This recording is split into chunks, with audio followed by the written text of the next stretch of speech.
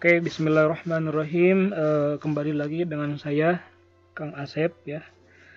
Oke, di video kali ini saya akan mencoba memperkenalkan salah satu fungsi yang sangat bermanfaat di dalam Microsoft Excel, yaitu fungsi solver. Jadi kali ini saya akan mencoba dalam permasalahan groundwater ya. Jadi nanti fungsi solver ini akan membuat suatu kurva dalam groundwater tersebut di mana data teori dan data observasi akan matching ya. Atau kita meminimumkan error dengan solver ini. Oke, langsung aja. Ini ada soal ya. Jadi ada soal suatu sumur dalam aquifer, confined aquifer, kemudian dilakukan suatu pengumpaan dengan discharge-nya ini. Kemudian dihitung juga drawdown-nya. Jadi drawdown itu adalah suatu perubahan hidrolik, ketinggian air ya di dalam sumur tersebut. Jadi nanti drawdown ini maksudnya perubahan ketinggian air yang berubah terhadap waktu dan jarak. Kemudian diketahui jarak antara sumur observasi dengan sumur pumping well-nya 95 meter. Nah, ini ada drawdown-nya. Jadi dalam drawdown versus time, ini menit ya. Jadi semakin lama waktunya semakin dalam kedalamannya ya, semakin besar kedalamannya. Soalnya adalah cari atau estimasi nilai T dan S pada aquifer tersebut menggunakan Jacob method. T dan S ini adalah transmissivity dan storativity, yaitu suatu parameter dalam aquifer. Oke, di sini saya sudah mencoba masukkan ke dalam Excel.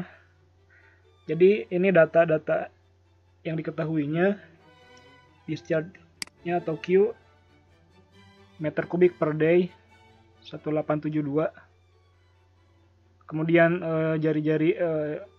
jarak dari sumur observasi kepada sumur well-nya 95 meter. Ini drawdown-nya. Kemudian cara mencari drawdown-nya atau S ini adalah menggunakan rumus Jacob, yaitu ini, bersamanya ini ada ya.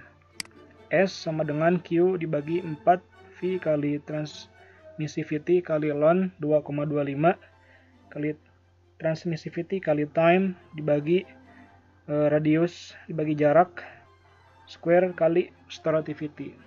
Oke, langkah pertama kita convert unit time-nya dari menit ke day, sama dengan sehari ada 60 menit kali 24 jam.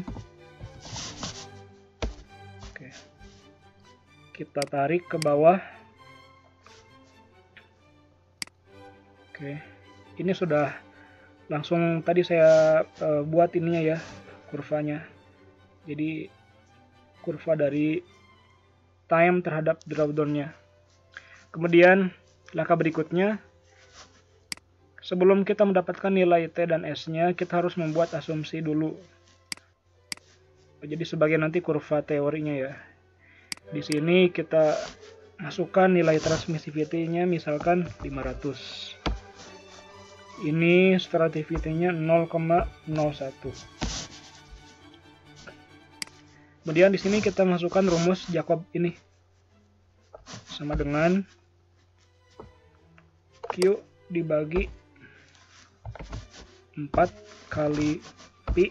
Di dalam Excel ada rumusnya, dikali T. Oke. Kemudian dikali ln 2,25 kali transmissivity kali time dibagi R kuadrat dikali strativity.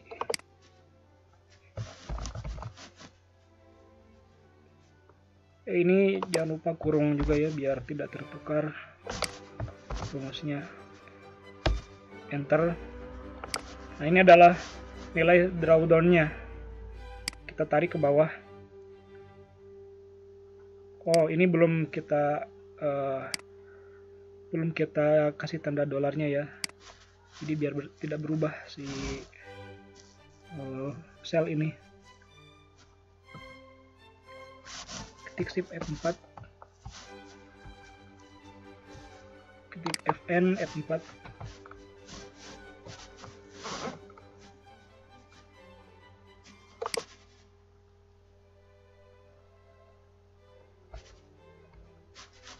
Kemudian yang kita kasih tanda dolar lagi adalah R.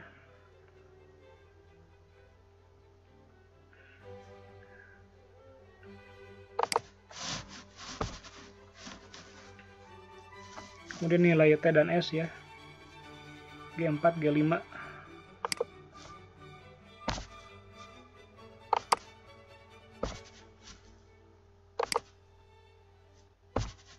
Semuanya ada tanda dolarnya kecuali adalah 2,25 dan time-nya F ini. Enter. Kemudian kita tarik. Oke.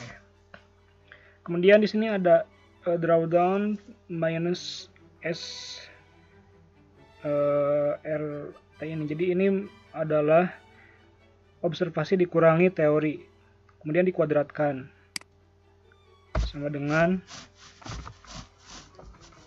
ini drawdown dikurangi drawdown observasi dikurangi teori.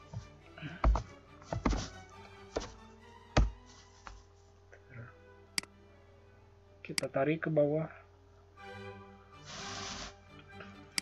Oke, jadi ini adalah selisih ya, selisih kemudian dikuadratkan untuk mengetahui nilai selisihnya. Jadi tahapan berikutnya, bagaimana caranya selisih ini bisa menjadi seminimum mungkin, atau kita menjadikan dua kurva ini menjadi sedekat mungkin ya, atau sematch mungkin.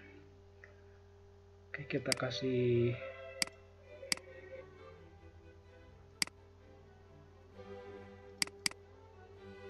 kasih legend ya.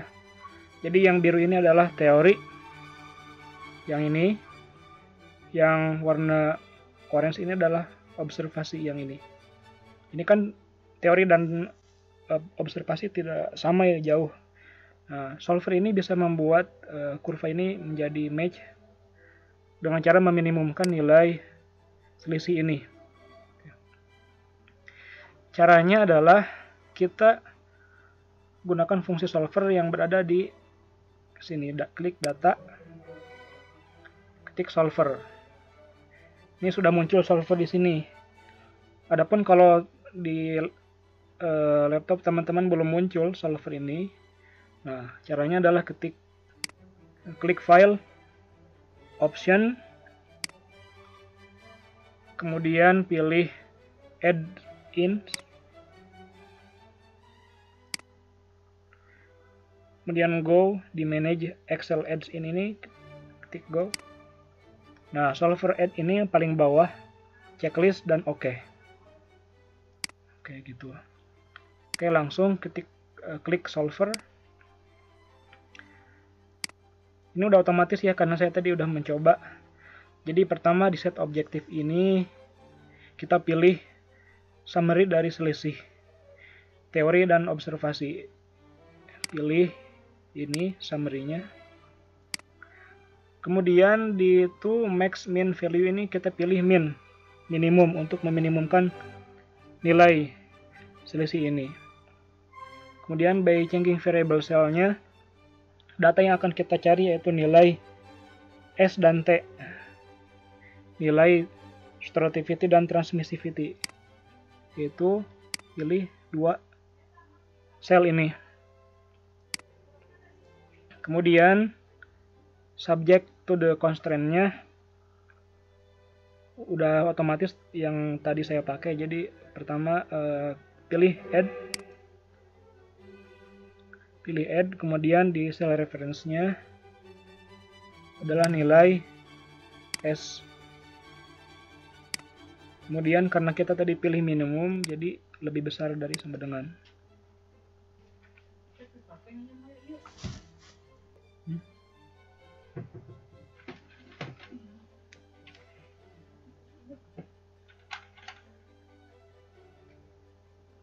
Yang non?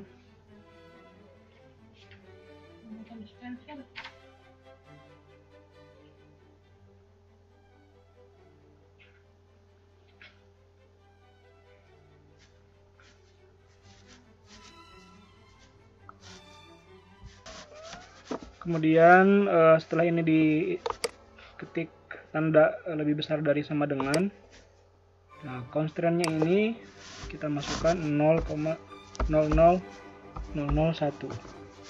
Itu adalah nilai standar dari nilai S ya. Oke, kemudian ketik OK.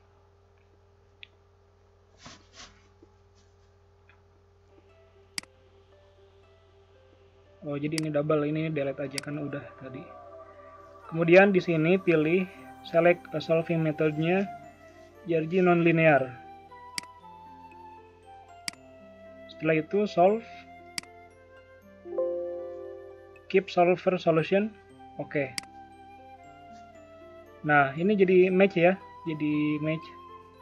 Dan nilai dari sum-nya jadi sangat kecil. Artinya data teori dan observasi udah sama.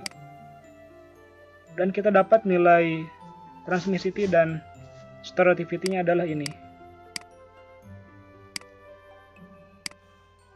Oke, dengan solver ini kita bisa membuat suatu data kurva ini menjadi match antara teori dan observasi, dan kita dapatkan nilai T dan S-nya berikut ini.